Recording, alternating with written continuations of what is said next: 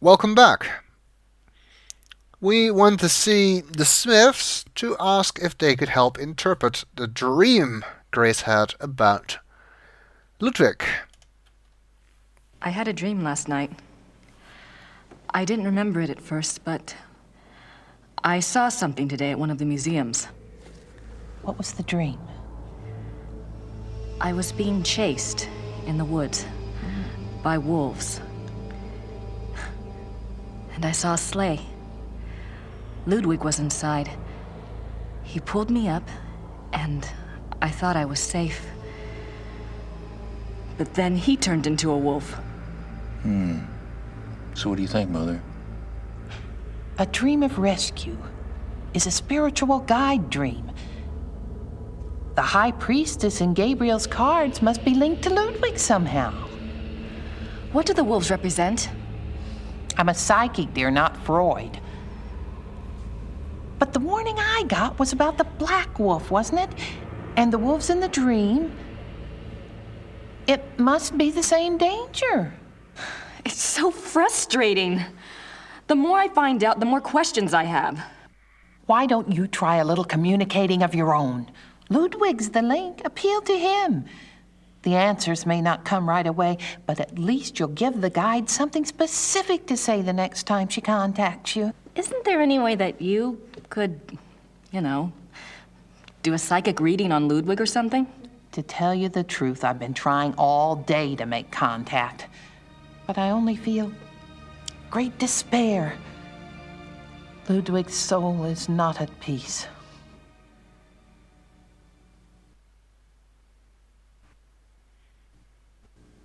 I'd better go. Anytime you need us, stop by. And be careful now. Thanks.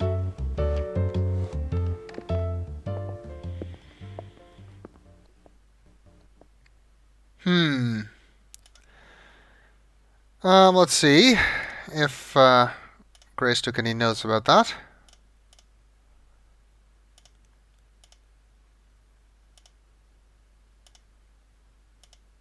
Apparently not.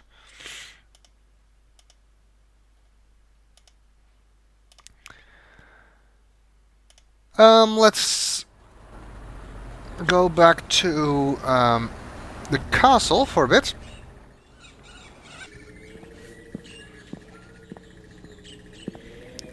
I'm gonna try and follow up on some ideas regarding that diary. Hi, did you have a good time? Uh-huh. Anything new? Yes, you had a phone call. Really? A man named Professor Barkley. He said you had his number. I do. Thanks. Well, they're certainly a lot more amiable, aren't they? Can we talk to her about anything? Gerda? Yes. Have you heard from Gabriel at all? No, Grace, I'm sorry. Never mind. Well, that was useful.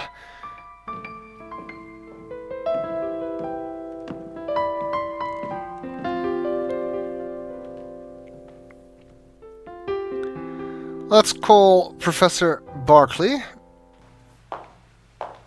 for which we need to phone in the library, of course.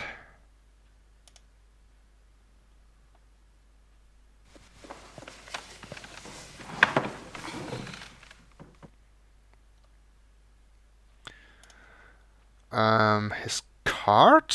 There it is.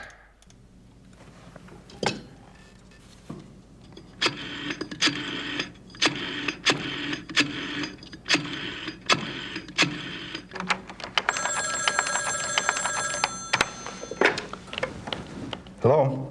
Hi, Professor Barkley. It's Grace. Oh, good. I have a name for you. It's Herr Josef Dallmeier, and he specializes in Bavarian history, and I think he's somewhere near you are. Herr Josef Dallmeier. Great, got a number? Yeah, I do. It's 4982-555-2234. Thanks a lot. Sorry about the bother. That's no bother. When are you coming back to school, Gracie? When I figure it out, I'll let you know. Well, be good.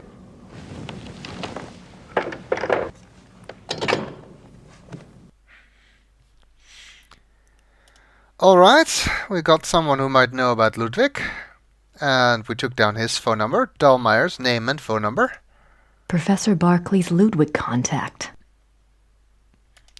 So let's call him.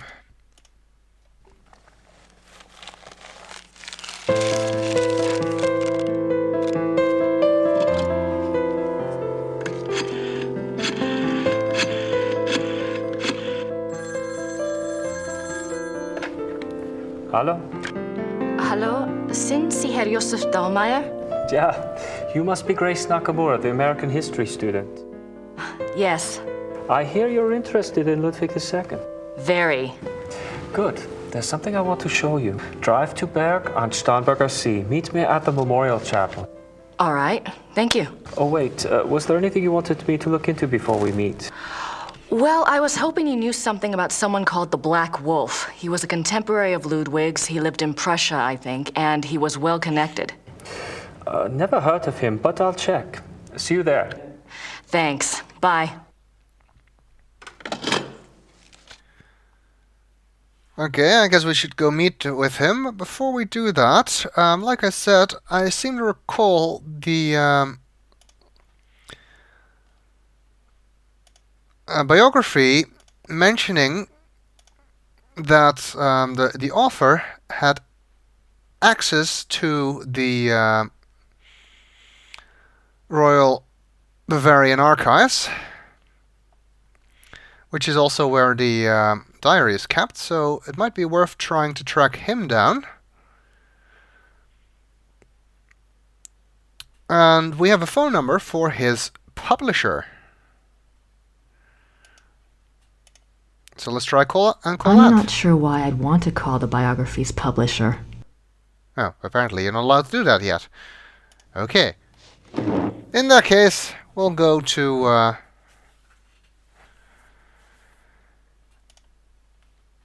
visit Dallmeier first.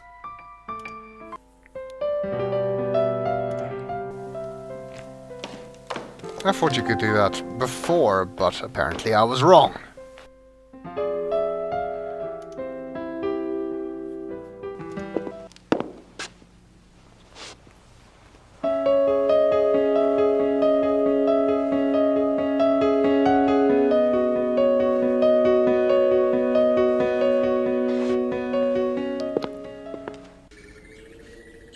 He wanted to meet us at Seeshaupt, I believe, which is where Ludwig died, if you remember from the museum.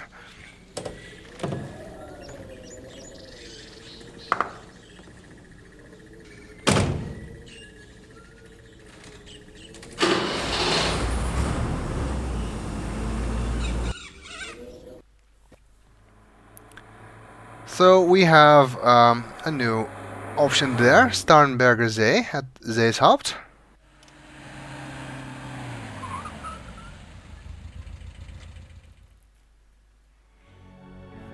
Grace is getting quite the tour of southern Bavaria.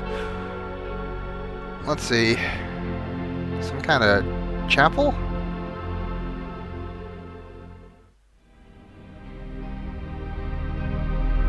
It's a memorial chapel. It's a memorial. For Ludwig, I guess? Not sure. Let's see if we can find this Dallmeier fellow.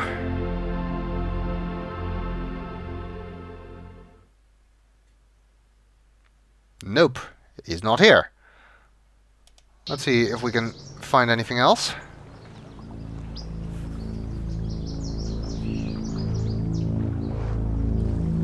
This is where he died. You must be Grace. Herr Dallmeier. Hello. Josef. I didn't mean to startle you. I wanted you to see it.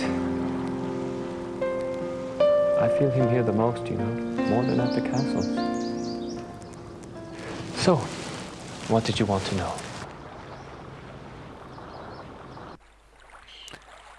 Alright, lots of stuff to talk about with this guy. Professor Barclay says your hobby is Ludwig. Yes. He was the last real king that Bavaria had. As a Bavarian and a history buff, that's enough to hook me right there. But there's more, right? He was a romantic, you know. A dreamer. And he was misunderstood, maligned. Sounds like you can relate. Me? Hell, I have it easy. At least I live in the 1990s. And not every eye in the country is on me. But yes, I can relate.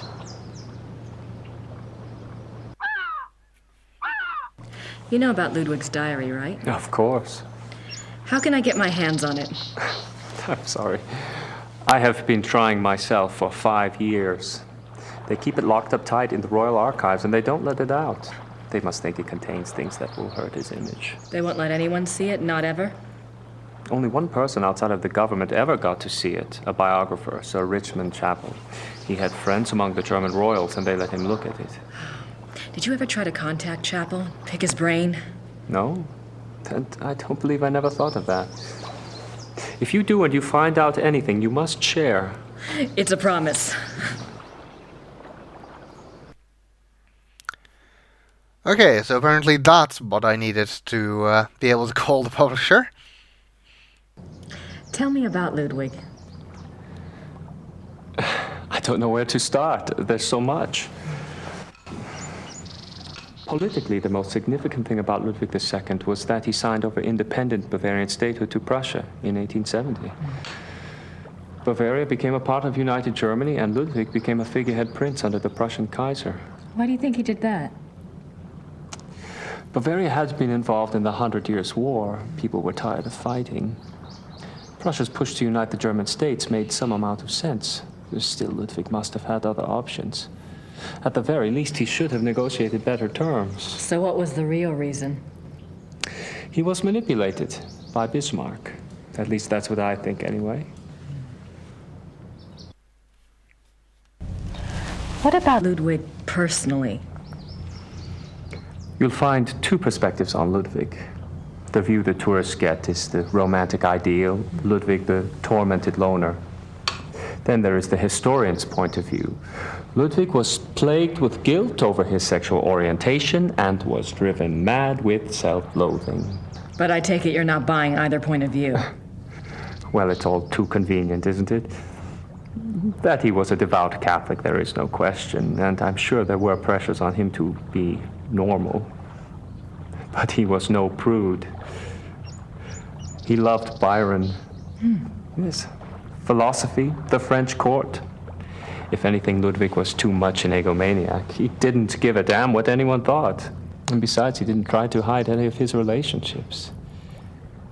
If he suffered from anything in his romantic life, it was disillusionment. No one loved him back as purely as he himself loved.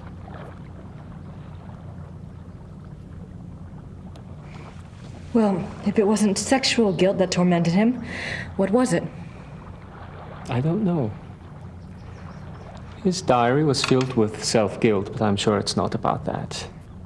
If I knew, I'd write my own book, set the record straight, so to speak.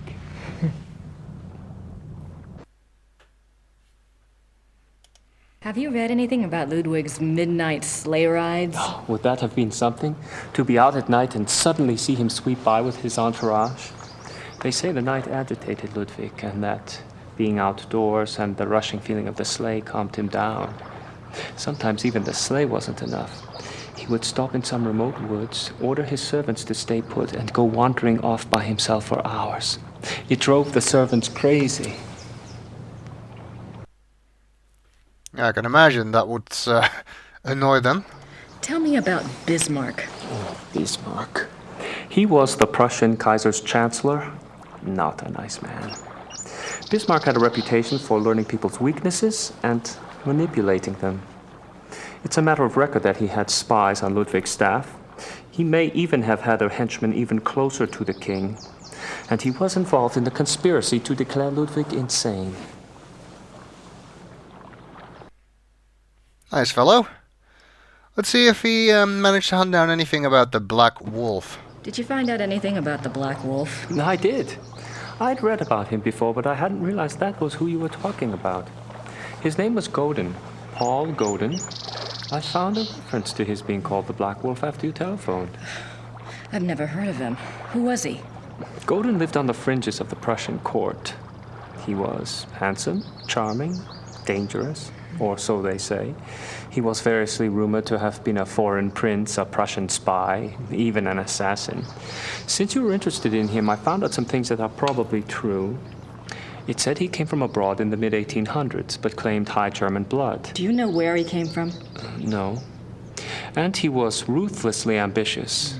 He probably found out who held the power, Bismarck, and offered his services. Bismarck was a good judge of talent, of that sort anyway. That sounds strangely familiar. What else do you know about Godin? He must have done something remarkable. Bismarck was not a generous man. He liked to string people along with promises, but rarely came through. He did for Godin, though. He gave him a royal title and lands in 1863. And that was the last reference I found to him. Well, how could he just disappear? It's not that unusual. Back then, when you were given a title, you usually changed your name and moved to a place where no one knew your past, so you could act with impunity, or be a pompous ass and get away with it. Is there any way to find out what Godin was called after he got his title? Is it that critical? It might be. Well, you could send away for a copy of the entitlement deed, assuming it has been destroyed during one of the wars. Godin's new name would be on it. But you would need a research permit from the government to access those records, and they can be very hard to get. A lot of red tape. Great. I wonder if his name might have become von Radek, like the Black Wolf in the Rittersberg trial. What do you know about Ludwig's hunting accident? A couple of years ago, I was introduced to this great old man, a real old-world farmer. Well, his grandfather was Richard Horning, Ludwig's equestrian. Oh, he told some great Ludwig stories. Sometimes I get lucky. Anyway, he said that after the hunting accident, Ludwig got terribly ill, that he had a fever and was acting crazy. They were afraid that the wolf had been carrying a disease or that the bite had gone septic. A wolf bit him? Yeah, it's not so unusual. There were a lot of wolves in the Alps back then. The servants were really worried, but Ludwig recovered, physically anyway. Horning's grandfather said it was the fever that broke Ludwig's mind, that he was worse than ever after that. So Ludwig was bitten by a wolf and then he started acting strange? Do we need any more proof that he was a werewolf? I don't think so. What do you mean Ludwig got worse after the accident? Ludwig always had been a very private person.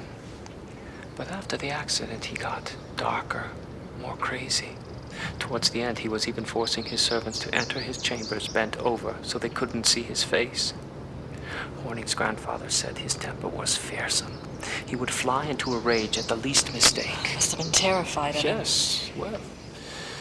Horning's grandfather felt sorry for Ludwig, and Ludwig hated his own violence. He was always giving gifts to his servants to apologize.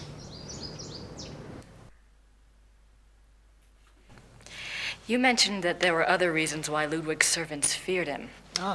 That's another of Horning's mysteries. There's a story about Neuschwanstein. Apparently there was a period of time of 2 or 3 months when Wagner would come and visit him Wagner? there. Yeah. The two would lock themselves in the singers' hall. Horning's grandfather said the sounds that came from there were awful. Well, the servants had superstitious minds anyway. Some of them quit over it, just walked away. What kind of sounds? Horning's grandfather called them heartbreaking and ungodly. Maybe it was Wagner trying to sing.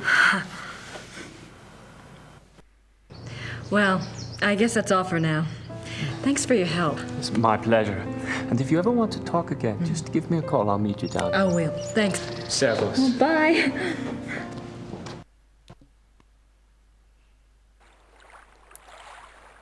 Well, that was certainly enlightening. We'll continue in the next video.